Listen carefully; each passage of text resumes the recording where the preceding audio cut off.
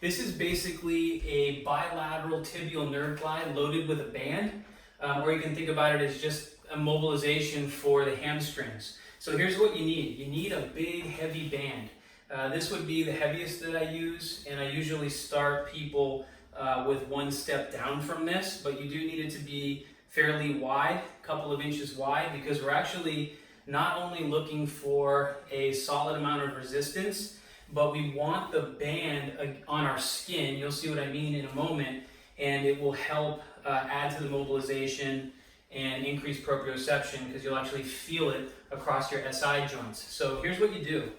You're going to take the band, and remember, you do want it on your skin, and I want it to go across my lower back, but actually I want it more specifically across the very base of my lumbar spine and also my SI joints. Then from there, I step into it.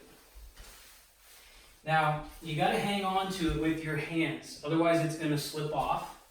And I'm just going to march a little bit side to side, and what I'm doing is once I get into a good loaded position, I hip hinge as if I'm setting up for, say, a conventional deadlift.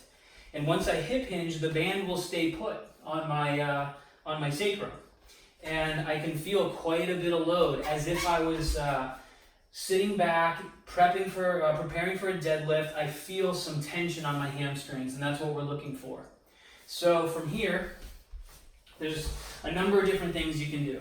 I'm in this loaded position, and I want to deeply hip hinge until I feel a gentle hamstring stretch. And you want to make sure that that stretch is on the hamstrings themselves and not directly behind the knee. If you're directly behind the knee with it, you probably have to send your hips back a little further, even increase your anterior pelvic tilt a little bit, and that should direct the stretch to the appropriate place.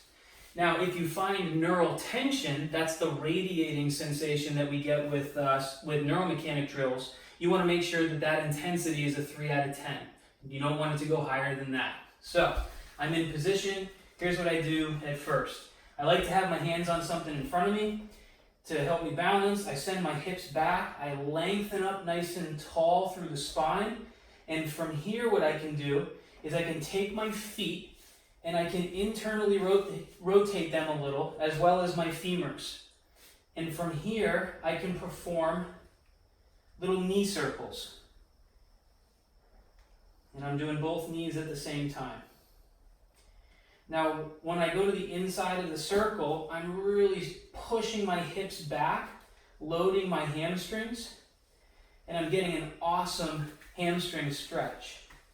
I'll even come in here with my hands and I'll push the band back at an angle, and that helps me lengthen my spine. And it also gives me traction. And I think about this as basically a distraction of the SI joints. We're creating some length and traction by pushing back.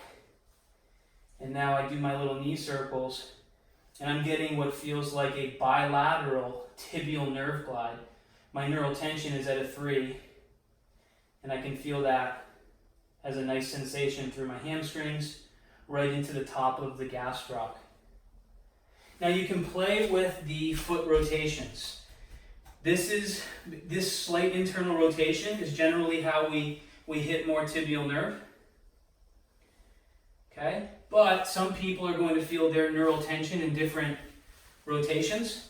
You could try neutral, and then you can even try a little bit of external rotation. Okay? Now, from here, if you look at me from the side, there's other options.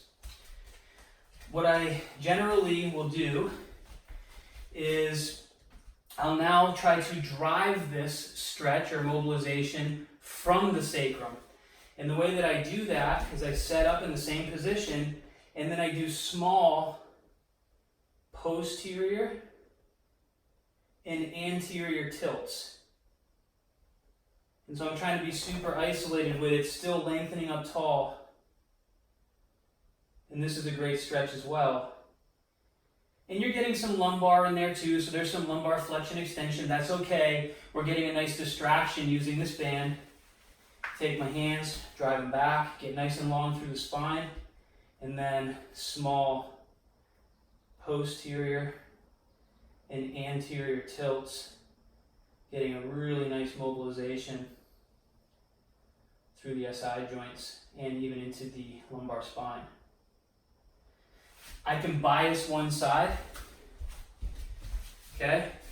If I shift my weight to one side, now I can do those pelvic tilts and I can really isolate, in this case, my left side. I've got about 70 to 80% of my body weight on this leg. I can do the same thing by coming over here. And you just have to try and assess and see what you're responding best to. So, lots of stuff. Set the band up, get long through the spine, push down and back, maintain that length. I like to internally rotate at the femurs. I've got knee circle possibilities here as a driver, and then I've also got pelvic tilts as a possible driver. Whew, and it's a lot of work. That was a long time to be in that mobilization.